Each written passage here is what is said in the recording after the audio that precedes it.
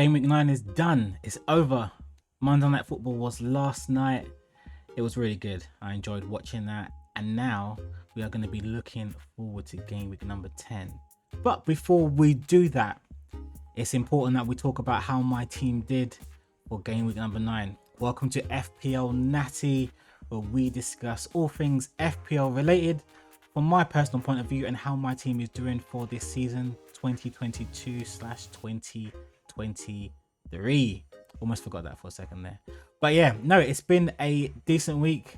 I will talk about that in a second. There was some decisions that I made that was a bit risky, and others that paid off, that kind of made me at like a leveling period for this game week. But let's have a look at how I did. But if you haven't already subscribed to my page, subscribe. Come on, like, it's been a few videos now. Subscribe to my page, like this video, write a comment below, right, telling me where you're watching this from. Also, write a comment below telling me what score you did, what points did you get in game week number 9. Okay, and if you haven't already, up there, join my league, my little mini league there for people that are watching this video. I am middle of the road at the minute. I think I'm second. There's someone above me, and one of my friends is below me. But yeah, come and join it. It's like a small community over there as well, and I'll discuss that league probably later on at the end of the season. But in the meantime, let's get into this video. Let's see how my team did and what improvements I may look to make for game week number 10 as well. So this is how my team was set up for game week number 8. As you can see, it was a 4-3-3 formation in game week number 8. I got 63 points. And then in game week number 9, I triggered my wildcard. Wildcard activated. I don't know why I did that. Yeah, so I kind of wanted an overhaul of my team. I was concerned about how my team was looking going to be long term. So I made a few changes by removing some players that I thought the fixtures wasn't going to be too kind, and there's some players I wanted to bring in. So I got rid of a few. Saliba, gone. Perisic, gone. Martinelli, gone. Bernardo, gone. Mitrovic, gone. Walker, gone. Gross, gone. Salah, gone. So as you can see, 1, 2, 3, 4, 5, 6, 7, 8. I made 8 changes, and that was like, what's that, minus 28 or something. So there's no point in doing that. So it kind of made sense to use my wild card now, and then for the next run of about 8 fixtures or so between now and the World Cup, it meant I had a good grip of the players I wanted to maintain for the majority of that run. Yeah, wildcard had to be played then. Might as well get it done now. During the World Cup, it's unlimited transfers, so I think I got the best use, or I'm going to get the best use of my wildcard now, even though there are some blanks in game week number 12, particularly with Arsenal and City players, but I feel like now is a good time. So yeah, those are the players I took out. I think the biggest ones out of there, Salah, but he hasn't been playing that well, to be honest, so he had to go. Martinelli is quite a big one because he's in a lot of people's squads, but he's only scored once in like the last 5 or something, so it's not like he is missed too much. Mitrovic was a late call because I saw that he got injured in international break, but even though the manager was like he is ready for the Premier League game, I thought it was a bit risky considering that he hobbled off. Bernardo, yeah, I wasn't keen on him. He's not the City player that I will go for going forwards. I think there are better options. Perisic was a minute's risk, yeah, and he wasn't doing great. Walker was already injured pre-international break, and him coming back was always going to be kind of a testing to see how he was physically, so he was going out. Gross dropped off the radar just a little bit. So yeah, so who did I bring in? There we go. I brought in Cancelo first of all. It's City, you know what? Who else was I going to bring in from City? It's a bit risky with Diaz, Stones, Ake, Akanjani, and Walker as well. There's too many risks among those players, but someone who isn't a minute's risk is Cancelo. He always plays. City are a great team, so I had to bring him in, and also everyone else has him. So the fact that when he does bang, I will get really hit by those points because of the ownership. So it makes sense to have him in. James, He's got great fixtures and is, as we know, is a great assist king as well when it comes to FPL points. So yeah, he had to be in. Who else is there? Mark Gui from Crystal Palace. He plays 90 minutes every game. He's cheap at only 4.3 million. And Crystal Palace have a great set of fixtures, so that's why I brought him in. Zaha, similar reason to Guy, apart from the fact that he's also in penalties. He is Palace's talisman, and yeah, the fixtures look so good right now for Crystal Palace, and we know that Zaha, when he's on form, he's really, really good, so I had to bring him in. Maddison, he's in fantastic form at the moment, and we'll talk about him in a bit. And the fixtures that Leicester have are looking good. Out of the Leicester team, he was the only one I was really going to be looking at from that standpoint, and I think he only cost about 8.1, something like that. So it wasn't like he was crazy expensive, so that's fine. I brought back Leon Bailey. Remember we spoke about him, a few weeks ago, and he was in everyone's template team because of the amazing preseason he had. Well, I got rid of him time ago, but I thought it was a good time to bring him back, purely because he's back in the starting 11 and he's cheap. He's like 4.3. So just for that reason alone, it made sense to kind of pad my midfield with maybe some bench players that I know can play, and he does play. Sterling was a bit of a gamble, to be honest. Even though he's had a decent start at Chelsea, he is a premium priced midfielder. And are there better players at that price point? Well, I think he's still very much a threat, and is a starter. 90 minutes, doesn't really get subbed, even though they do have a lot of attacking options at Chelsea. So I brought Sterling in. And last but not least, Ivan Toney. Been in fantastic form, really good forward for Brentford, and he's done me well over the last couple of weeks and for the most of the season, to be honest. And they do have some decent fixtures coming up. So those are the 8 players. Is that 8? 1, 2, 3, 4, 5, 6, 7, 8. 8 players that I brought in for my wildcard for game week number 9. And this is how I set up. I did a 3-4-3 formation. Various points. You can see what he got. He got me 6. But yeah, because I thought to myself that there are 7 threats up front with those players I have up there. All those players that you can see there. Zaha, Maddison, Bailey, Sterling, Toney, Haaland, and Kane are all super attacking players who can really produce great points going forwards. May not be this game week, but just going forwards, those players always play, apart from maybe Bailey.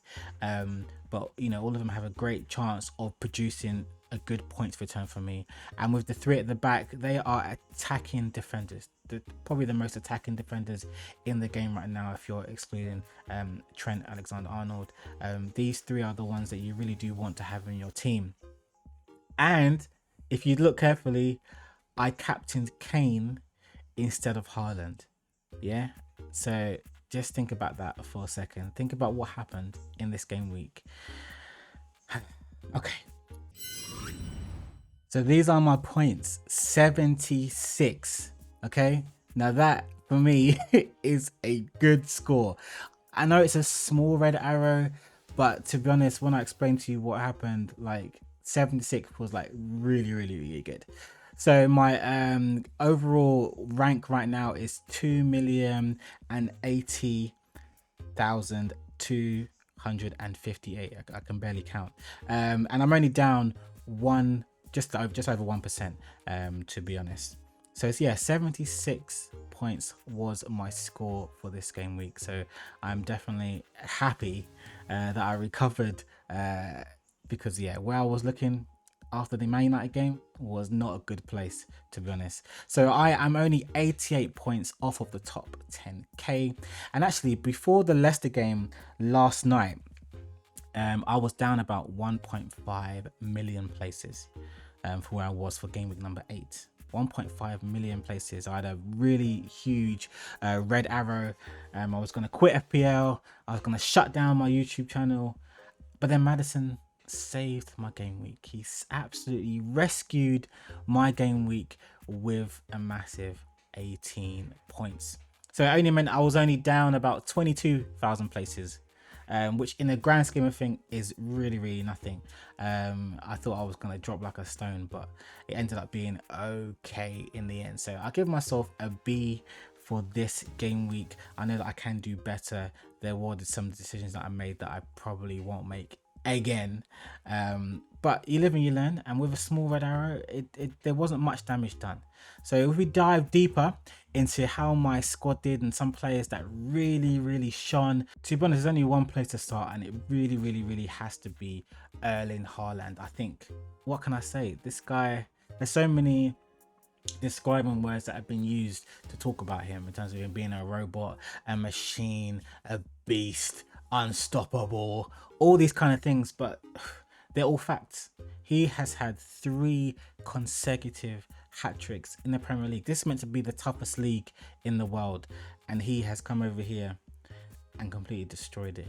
Okay, so it was a 6-3 win against my team, Manchester United, at the Etihad on Sunday. And as we know, he was the most captained player. Now, I clearly missed that memo because there was 5.6 million of you guys that captained him. But to be honest, my reasoning behind it is because I thought that with Man United's defense being better than they were, I think they've, you know, Ten Hag was manager of the month. They've been doing well. I don't think they've lost in like 4 games or whatever. I thought that they were going to kind of, it's a derby game, so usually at derby games Man United turn up, particularly when it comes against City. That we've seen them win before and go on a really good winning streak, but that derby game is when you expect your players to really turn up, but Man United just didn't. They didn't turn up. And who turned up? Erling Haaland. He came and completely ripped them a new one. They're probably still sore from that situation. 3 goals, 2 assists, and 3 bonus points. A total of 23 points. If you captained him, that is 46 points. I didn't captain him, so you can imagine after that game where I was, and yeah, the red flag was just, I was in a state of FPL depression. But I have to congratulate him. He is fantastic. And even a few people have used their triple captain trip on him. I think there was, yeah, the actual number is 7,434 people in game week number 9 triple captain Haaland. And you never guess what? 7,000 of them were United fans. Imagine, that's a joke. They shouldn't be called United fans. That's terrible. So yeah, imagine what he done for them. That is 23 times 3, which I'm not going to do because I'm terrible at maths. But what I do know is that after his 3rd consecutive hat-trick in the Premier League, it means that he is a go-to, an automatic go-to for the captaincy option. I don't think there's anyone who can disagree with that, purely based on stats. And if you watch how he plays, he may not get the most touches, but the touches that he does get are in that 6-yard box, so in that penalty area. He's great in the air, good with both feet. Defenders are scared of him totally. I think I saw a podcast the other day of Rio Ferdinand talking about how he's already in the minds of defenders. I think Carragher was saying the same thing. He's in the minds of the defenders already before they've even stepped on the pitch, due to his size, his strength, his speed, and his accuracy as well when he gets the ball. So yeah, I think he will be my captain in the next game. I think they've got Southampton next game, City, so it just kind of makes sense. And I remember Pep Guardiola talking before about him being a minutes risk. What happened to that? Clearly that is a lie. I think the quote from him came saying that, oh, when Haaland needs to rest he will, but that time isn't now. Well, then why didn't he say that at the beginning? Because look how he's playing. He's not going to rest him at all, because at the moment with Erling Haaland playing in that team, City basically have a hand on the trophy already. I don't care that Arsenal is top of the league right now. That is temporary, because trust me, by the end of the season, we will see where City are with the squad they have, and having him up front, it's a no-brainer, to be honest. So yeah, he was my man of the match. No, he wasn't the man of the match. He was my second man of the match, because my man of the match is coming up in a bit. But let's have a look at some other players that I had that didn't do too well in this game week, but you know, racked up a couple points here and there. So yeah, this is the group of players that really didn't do much for me this game week. Starting with Cancelo, he was a bit non-existent in the game, and once a goal goes in as a defender, you want some kind of attack and returns, and he didn't get any. But what he did get was a yellow card. But as I said, I got him in because of his ownership, and he is a top City defender, so I'm not really too fussed that he didn't do much this game week, because going forwards, Cancelo usually delivers. If he doesn't, I might sell him on for a cheaper City defender, possibly, because I still want an asset from their team. I have to have an asset in their team. James next, he did okay, but again, once the goal went in, you're relying on attack and returns, and Chelsea, they were playing Crystal Palace, I believe, and yeah, he didn't do much in that game. Fixtures looking forward, looking okay, so not too fussed about that. Zaha was playing in that game against Chelsea, and it was a tough game for him to have impact against the experience they have in the back, but he does have good fixtures coming up ahead. The next 5 he has a fixture difficulty rating of 2, so that is good. I bought him in along with around about 400,000 of you guys. It just makes sense with the fixtures that they have. He is a good player. Zaha, even though he loves yellow cards, I think he is a good player this year. He said he's switched on. I think he can produce some really good returns, particularly in the next fixtures that they have. As I said, they're not going to be too difficult for Palace as a team, so I think he can do really well in them. Bailey, I don't know about this one. He played 63 minutes and he got a yellow card, so 2 points. It was 0-0 against a strong Leeds team. Leeds played really well. Aston Villa was on the back foot the whole game, and the best chances that came for Villa went to Coutinho, who didn't do much for them. But the next fixtures that Bailey has is Forest, Chelsea and Fulham, and he's cheap. He's only 4.7 million, so I will keep him in my squad because there isn't many around that price in midfield that plays as regularly as he does, and who is playing forward up the pitch. I don't want someone who's like, you know, a defensive midfielder, for example. I want someone cheap but also compress that forward line as well, and Bailey is one of those players, so I'm going to keep him in my squad for now, even though this game week not so good. Sterling, as I was speaking about with James, it was a quiet game against Palace, but he still had the most shots and the most chances in this game, so I know that Sterling will always be in and around the box, so opportunities will come. It might be slightly different now that he's played out wide, because Aubameyang has now been bought, so he's playing through the centre. He scored in that game, so let's see how Sterling goes. He is, I think, about 10 million or 9 million, something like that. So at that price point, you kind of want someone who is going to guarantee you goals. If he doesn't, I have some options up my sleeve for who I will bring just in case it does happen. But his next fixture is against Wolves, then Aston Villa, and then Brentford. And as we know, Graham Potter is still figuring out his side. So let's see how Sterling does. But he's in my team right now, but a quiet game for game week number 9. And last but not least is Ivan Toney, who I brought in recently. He did blank this game week and got a yellow card. I think it was a 0-0 against Bournemouth, I believe. But up next is Newcastle, Brighton and Chelsea. They are difficult games for Ivan Toney to do stuff against.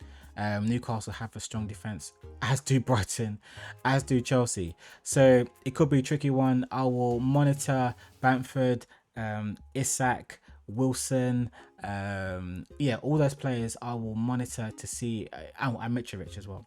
So there's about four players around that same price point who I will monitor to see who, if I will switch him out if he doesn't do well, particularly against the Newcastle game, going forwards as well. So let's see. Now it's time to shout out my captain, Harry Kane.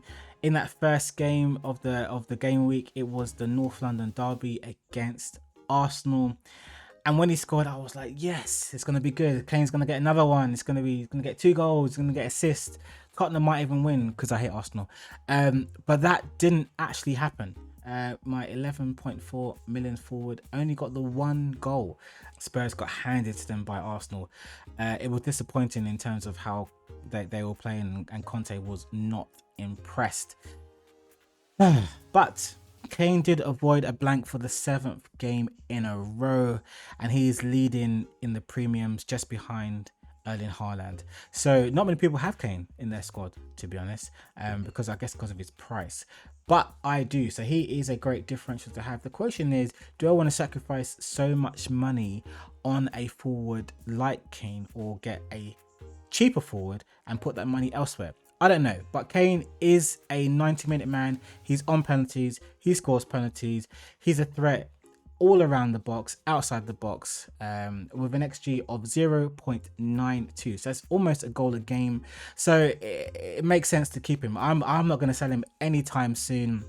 We've got Brighton next, then Everton and Manchester United. So the chance of me getting rid of him in any of those games is very, very unlikely. He has delivered returns in each of his last 7 games, as I've said, claiming 7 goals and 2 assists. So with the way that Kane plays, unless he's injured, it's going to carry on the same kind of way. But do I expect to captain him?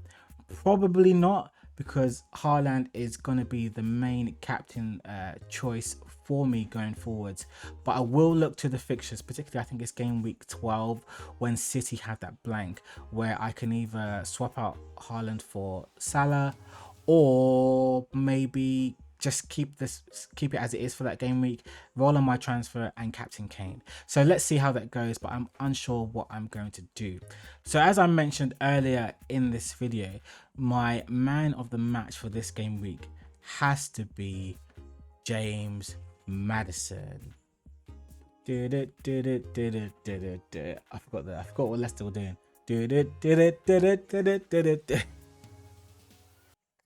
I don't know why I keep doing this. But yeah, James Maddison is my MVP for game week number 9. He literally saved my whole game week. As I said, I was 1.5 million places lower before Leicester played last night. Before they played Forest last night, it was looking a shambles, to be honest.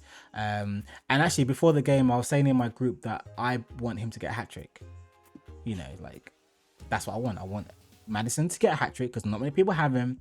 So what did he get? He got 2 goals and 1 assist. So it wasn't a hat-trick, but I can't complain. 18 points. Yeah. So that meant I only lost a small proportion of my points that I was of the places that I was in the overall league. So I can't complain about that. I can definitely take that. 2 goals, 1 assist, 3 bonus points, 18 points. And to be honest, I don't know why Gareth Southgate is not taking him to the World Cup. He is a proper number 10 who's really, really good on free kicks. Better than James Ward-Prowse. Is a better player than James Ward-Prowse. Just in general. Better than Bowen as well. He's registered 7 attacking returns this season so far and has Bournemouth, Crystal Palace and Leeds next. All of those have a fixture difficulty rating of 2. So he is staying in my squad. He can be a differential captain potentially, but I think it's a bit more risky to go down that route purely because of the players that Leicester have around him, and also there are better captain options. But Madder's done a fantastic job for me. I can't complain. Saved my game week, 18 points, MVP. Thank you very much, bro. So just looking at everyone in general in my squad, Raya, as I said before at the beginning, 6 points yet again. Easy clean sheet versus Bournemouth. Raya has been fantastic for me in goal. I haven't moved from him at all this whole season, to be honest. And he has Newcastle, Brighton and Chelsea next, which are quite difficult games for him to produce clean sheets from. But we can look at that in terms of what I might do in terms of changing him possibly if I feel those fixtures aren't suited to having him in goal. But at the minute, he's just a set and forget goalkeeper that I have in there. Trippier gave me 7 points, showed up with a clean sheet, even though there was a goal for Fulham at the end of the game. By that time, Trippier was already sitting on the bench. He came off after like 82 minutes, something like that. So he got 1 bonus point as well. So definitely can't complain about that. 7 points from him is great. I look to still keep him in. He's like 5.1 million, I believe, which is that kind of premium-ish defender, but he's good. He's a good player. Newcastle are strong at the back. He is good at producing assists and attacking returns as well, so he's not going anywhere. And last but not least, I want to give an honorable mention to Ward, the Leicester keeper. Every week I slate him. I slate him every single week, telling you guys that he's never gonna get in my squad. You know, he's never gonna play in my squad. I'm never gonna put him in the team. And what does he do this week? He gets 8 points. It is his first clean sheet. So I'm going to give a round of applause to Ward. Yes, he's still shaky at corners. He's still a bit glitchy in front of goal, but he got a clean sheet last night against Forest. You know, he didn't let a goal in. Will I play him in the next game? Probably not. But let's see. I think he's shown that he can produce a point. Leicester might have turned the corner. So with the fixtures they have coming up, I don't know. Let's see how they get on, because they do have some relatively easy fixtures that are in the 2 fixture difficulty rating. So let's see how he does. But I might bring Ward in. I don't know. What do you think? Should I bring Ward in my squad now and put Ray on the bench? Let me know. So there it is. That is my team review for game week number 9. I done all right. 76 points. I think that's pretty good. I think that's amazing. It's just world-class form. No, not really, but no, I definitely am super stoked about that, considering, as I said, where I was after that Man United game and not captaining the Highland, which was probably the biggest mistake of my FPL season thus far. But I won't make that mistake again. I will go with a proper captain choice option. But I'm happy with my team. I think my team done really well. As I said, Maddison was a standout. Kane always, you know, does bits on the pitch as well, particularly in North London derbies. Trippier done good. My keeper done well. The other players that didn't do well, we spoke about them already, but I think they're going to come good. I think this wild card that I've got is a decent one, and I think there will be little or minimal changes that I will be making going forwards, because I think I've got a strong setup going forwards, literally up until the World Cup. So let me know how you did in game week number 9. Write down what points you got down below. Join my mini league up there. Just, it's so easy. It's like, how many letters? 6 letters. Just join it. It's so early in the season. Join it. Let's see where then you can see how my team did every week. You can banter with me. I can banter you and how your team did, or how your team looks as well. Don't forget, if you're watching this and you haven't subscribed, please subscribe. Come on, let's try and get up to the next target, which is 30 subscribers. I'm so excited for all of you guys that have already joined me on this journey already, and I know it's going to be great season going forwards. I hope you enjoy this content. If you do, give it a like, give it a thumbs up, let others know about my channel, support the brother out here doing his bit, trying to get content out to you guys. Let me know what else it is you want me to talk about in this week, or some players you want me to talk about or do a review on. But until then, guys, I will see you in the next one.